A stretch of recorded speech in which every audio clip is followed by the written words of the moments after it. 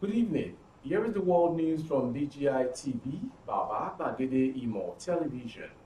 I am yours faithfully, Morire Rabila Lawal. First are the major headlines for the world news. Why I oppose Tinubu's ambition, Saraki. We crushed another 2,228 seized Okadas to clear doubt, says Lagos government. Why I stepped down for Atiku Tambuwal. No agreements to make Tinubu president after Buhari Yerima.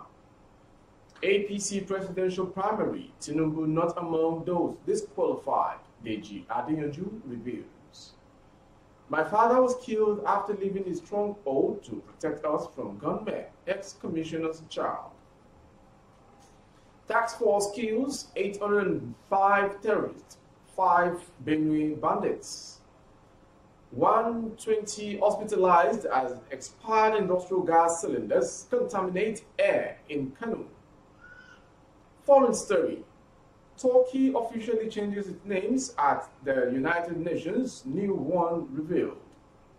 Finally, sports. Ballon d'Or 2022. Benzema reacts as Messi reveals player that should win award. The news in detail. Former Senate President Dr. Bukola Saraki has said voted against a Muslim presidential ticket when the All Progressive Congress was consulting on who would be chosen as their then party's candidate and running mate in 2014.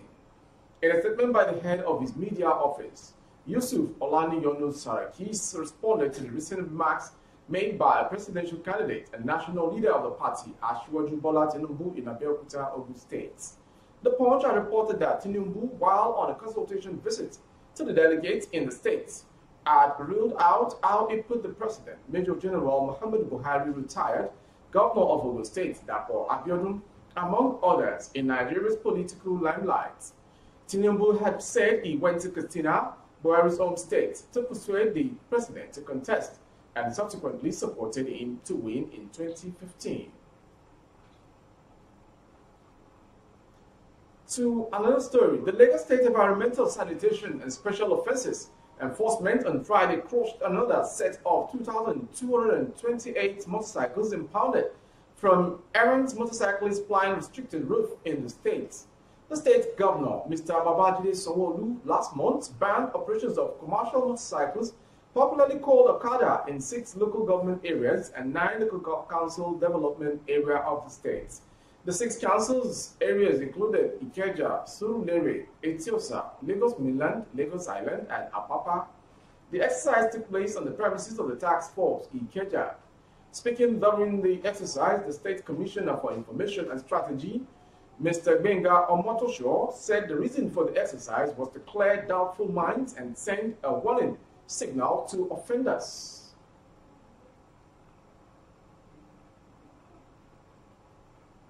The Sokoto State Governor Aminu Tambuwal has disclosed reasons why he stepped down his presidential ambition to support the candidacy of Atiku Abubakar at the recent presidential primary of the People's Democratic Party. The governor, who was also a presidential aspirant on the platform of the party before his late withdrawal, where he asked his supporters to vote for Atiku, said it was a sacrifice for Nigerians and Nigeria as a country. The governor stated these while addressing the crowd who welcomed him back at the state government house on Friday, shortly after his arrival from Abuja. Tambuwal said, "Thank you very much, our leaders and distinguished supporters from all over the country for your support and cooperation. I must thank leaders of our party here at Secretary State level and every other level.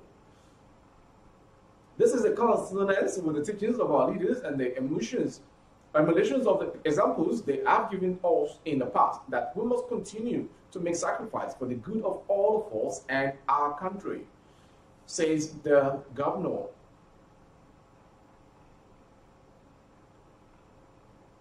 Ahmed Yerima, a former governor of Zamfara State, has said there is no agreement between the All Progressive Congress APC and Ahmed Tinubu to make him president of the country after Muhammadu Buhari's tenure. Yerima, who is also a presidential aspirant on the platform of the ruling party, APC, disclosed this on Trust TV's political program, Daily Politics, on Friday. Tinubu, while speaking with the party delegates in Ogun State on Thursday, said it was his turn to become the president of Nigeria. The former governor of Lagos State also narrated how he made Buhari the president and gave his slots to become the vice president to Yemi Osinbajo, who is also now eyeing the president's position after serving as vice president for 2 terms. Tinubu's party then, the Action Congress of Nigeria (ACN), teamed up in February 2013 with the Congress for Progressive Change (CPC), the All Nigeria People's Party (ANPP), and a faction of the All Progressive Grand Alliance (APGA) to form the APC, and with Buhari from the CPC given the nod to contest for the top position. More so, it was believed that there was a gentleman's agreement that ACN would produce the next candidate for the post of president after Buhari's tenure. However, Yerima said there was no record that such an agreement was entered into with the party. Seyi Adeyanju, a lawyer and human rights activist, has come out to confirm that Asiwaju Bola Ahmed Tinubu is not among the disqualified presidential aspirants, as insinuated by supporters and onlookers following the announcement made by Chief John Odige Onyegun yesterday. Chief John Odige Onyegun, who is the chairman of the APC Presidential Primary Election Screening Committee, broke the shocking news yesterday after he presented a report of the committee to the national chairman of the party, Senator Abdullahi Adamu.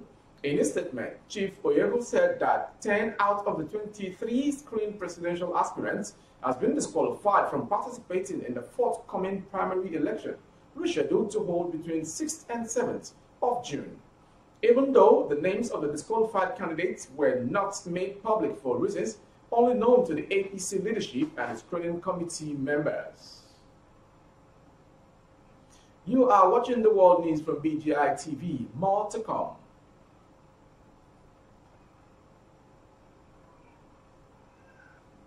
The only daughter of the late Zachary Umaru Kibo, the former National Population Commission Federal Commissioner in Nasarawa State, has narrated how her father came out of a stronghold to save the lives of his children. In a recent interview with Colin Sunday on Punch News, Umaru Adia Ashaku disclosed that her father unsuccessfully tried to get help from security forces during the attack. Sharing our family's orders, Umaru Adia Ashaku said, "I am Zachary Umaru, only Kibu's daughter and the 5th of his 5 children. On that tragic day, May 28, 2022, I was in our house parlor with my siblings watching a television program when my father, mother, and some of my siblings retired to their rooms for the night. The incident occurred around 11 p.m. I was left in the parlor with one of my brothers, who was transferring data from his computer to his computer, who suddenly heard a gunshot in our compound. One of my siblings dashed to the kitchen door that leads to the backyard to lock it. Some of us bolted for our father's room, while others sought refuge in our mother's. The robbers, who were armed to the teeth, forced the front door open and made their way straight to our father's chamber. When my father realized they were approaching his room, he told everyone in the room to leave and hide in the storeroom before he was killed. As a result, they directed some of their outside members to shoot us through the toilet window, so they started shooting. But as they were shooting, we were all bending down. My father attempted multiple times to contact the police and the military for assistance, but he received no positive answer at the time. As a result, he had no choice but to step out of his room to protect us, and that is when they shot him. We all ran out when we heard the gunshot and found him lying in a pool of blood on the ground." Disclosing the number of the assailants, she said, "There were 4 people who entered the house in Nasarawa, but there were others in the compound. Neighbors told us that on that tragic night, other criminal gang members were carefully stationed in several corners of the streets." From that story, we'll go through another national disturbing story. The multinational Joint Task Force said it had eliminated about 805 Boko Haram ISWAP terrorist fighters during clearance operations, which commenced in March this year. It stated that it had initiated new strategies to fight insurgency, which were responsible for the feats recorded within the period. The force commander, Major General Abdul Khalifa Ibrahim, said the operation involved the land, maritime, and air component to flush out Boko Haram and ISWAP fighters hibernating in the fringes of Lake Chad. He spoke at the MNJTF headquarters in N'Djamena Chad Republic. The force commander said Nigeria, Chadian, and Cameroonian and Beninese troops with 4 sectors and headquarters at N'Djamena participated in the operation. Still on the foreign story and with the last national story, at least 120 people have been hospitalized after suspected toxic chemicals from expired industrial gas cylinders contaminated the air and spread to some neighborhoods in Mundadu, a suburb of Kano. Eyewitnesses said the incident occurred on Friday evening when one Saifullahi gathered scrapped metals and crushed them for recycling. The air is contaminated and it emanated from scrap metal collection points. The problem began on Friday evening, said an eyewitness. Word head of the area, Magaji Abdullahi, confirmed the incident to journalists on ground. He said, "I was informed this evening that there was a problem at the place where Saifullahi Mohammed does his scrap metal collection business. At least 30 people were taken to the hospital. Some were taken to JN Primary Health Care, while others were taken to Murtala Mohammed Specialist Hospital." He said, police from Jauji Division have been informed about the development. Confirming the incident, Kano State Fire Service Public Relations, PFS, Saminu Abdullahi, confirmed the incident, saying many people have already been conveyed to different hospitals for medical attention. From that story, we'll go straight to foreign story. According to a news that was published by the Punch newspaper online this morning, it was reported that Turkey has changed its name and also revealed the new name it wishes to be called starting from last Wednesday. Information that was given made it known that an Ankara's official sent a letter to the United Nations New York headquarters on Wednesday requesting to change its name from Turkey to Turkey in all languages, and yesterday the United Nations approved it. It was made known that the day before the official change, the Turkish Foreign Minister Mevlut Cavusoglu tweeted a photo of himself signing the letter that was addressed to UN Secretary General Antonio Guterres on his official Twitter handle. And finally, sports news. France striker Karim Benzema has responded to Lionel Messi's Ballon d'Or 2022 claims. Messi had a few days ago backed Benzema to win this year's Ballon d'Or.